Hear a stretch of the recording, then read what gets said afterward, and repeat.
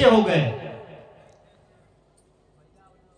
नाम पूछा तो आप बोले उषा देवी, कविता देवी, सरिता देवी, निभा देवी। आप तो अपनी जगह पर सही है, लेकिन हमारे भाई लोग गड़बड़ा गए हैं। कैसे गड़बड़ाए हैं? उसको पूछिए क्या नाम है, तो रिंकू झा, झा पीठ पर लिखा हुआ है। फिर दूसरा आदमी पूछिए क्या नाम है, तो क्या कहता है, प्रभाकर वर्मा। तो उस वर्मा से कबीर साहब प्रश्न किया कि वर्मा किस फरमा से लिखे हो तुम पीठ पर? कहां लिखा हुआ है वर्मा? एक लड़का मेरा साथी था, मेरे साथ में कॉलेज में पढ़ रहा था। मैंने पूछा क्या नाम है? कहा परशुराम पासवान। मैंने कहा इसके दिमाग का फीता ठीक कर देने की आज जरूरत है, जातिवाद में जिएगा नहीं तो जीवन भर मानेगा कि हम पासवान हैं। उसको यह ज्ञान नहीं होगा कि मैं शुद्ध चेतन आत्मा हूं, शरीर जड़ है, जड़ में रहने वाला मैं हूं, तो मैं कौन? तो मैं आत्मा। इसको यही ज्ञान है कि मैं शरीर हूं तो मैं पासवान हूं। मैंने उस साथी को बुलाया, मैंने कहा इधर आइए। आया, मैंने उसके कपार पर हाथ रखा। मैंने कहा ये क्या है? कहा गुरुजी ये तो केस है, ध्यान से सुनिए। फिर मैंने उसके गाल पर हाथ दिया। मैंने कहा ये क्या है? कहा बाबा ये तो गाल है। फिर मैंने नीचे हाथ किया। मैंने कहा ये क्या है? कहा ये तो छाती है। फिर हमने नीचे हाथ रखा। मैंने कहा ये क्या है? कहा बाबा ये तो पेट है। फिर हम नीचे हाथ रखे। मैंने कहा ये क्या है? कहा ये तो जंघा। फिर हम नीचे हाथ रखे। मैंने कहा ये क्या है? कहा ये तो तलवा है, तलवा।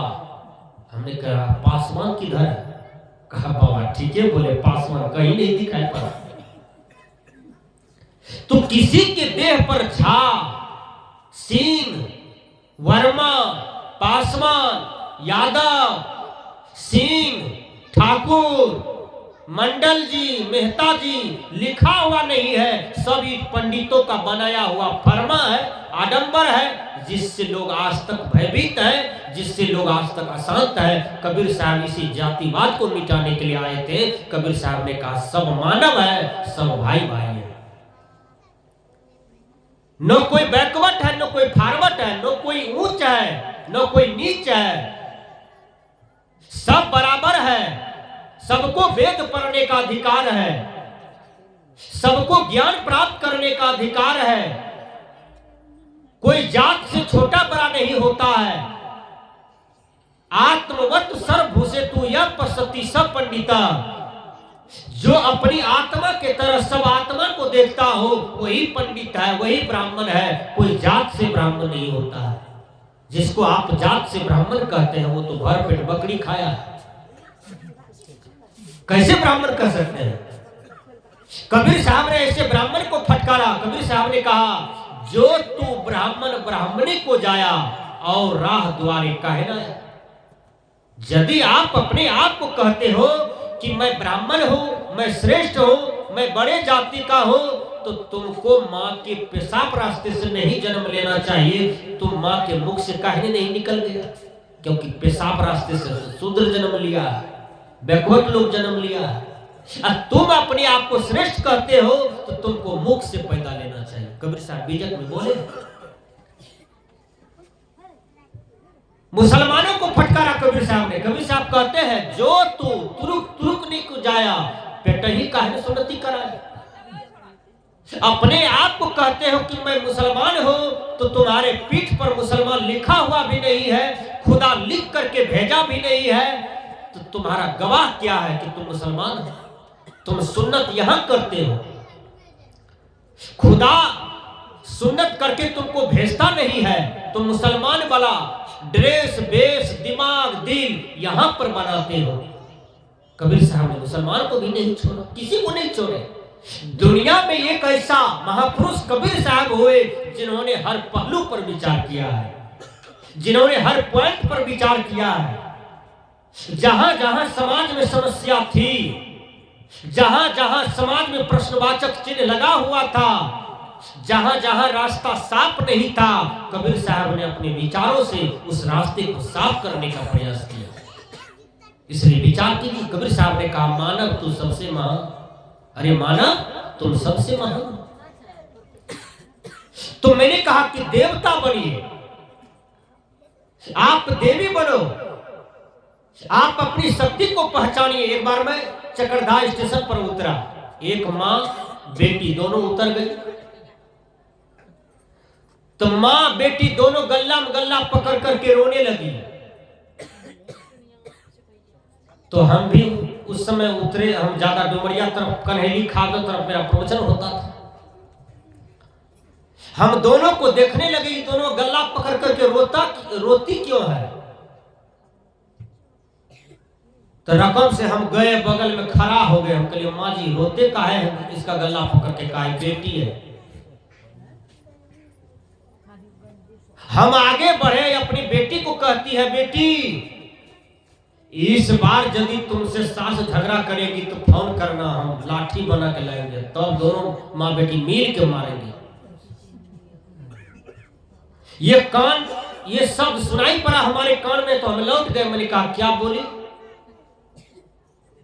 आप जिसको मारोगे वो तुम्हारी समधिनियां हो, और उस समधिन को तुम अपने हाथ से डंडा लेके मारोगे, तो इससे बढ़िया है कि तुम पानी में डूब के अभी मर जाओ, क्योंकि तुम कुटुंब नगरी को भी घुनाओगे।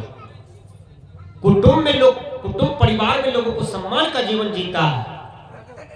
जब ये तुम अपनी बेटी को उद्वेगित कर रही हो, बेटी का जीवन नहीं सजाई हो, बेटी का मन चला बना रहे हो, बेटी को मन बढ़ा रहे हो, तो तुम्हारी बेटी जीवन में कभी सास ससुर को देव और देवता नहीं मान सकते हैं। यदि मानेगा तो पहले तुम संस्कारी बनो मां।